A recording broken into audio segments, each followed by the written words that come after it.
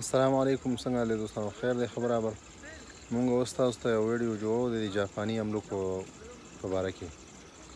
دا اوس کسان لګیا دي هغه شوکوي او زموږ املوک دي. د دې ډېرې غټې پیدې دي او حکیمانو پرې ډېر غټ بحث هم کړی چې په دې ډېرې غټې پیدې دي، خو چې دا کله سیوا شي نو دا بیا نقصان ورکوي. ډېر زیات ګرم دي نو سیوا نو 5-6 دانې د ورځې ډېره غټه فایده کوي. نو تاسو ته اوس لږ ویډیو جوړوم، هغه تاسو وګورئ.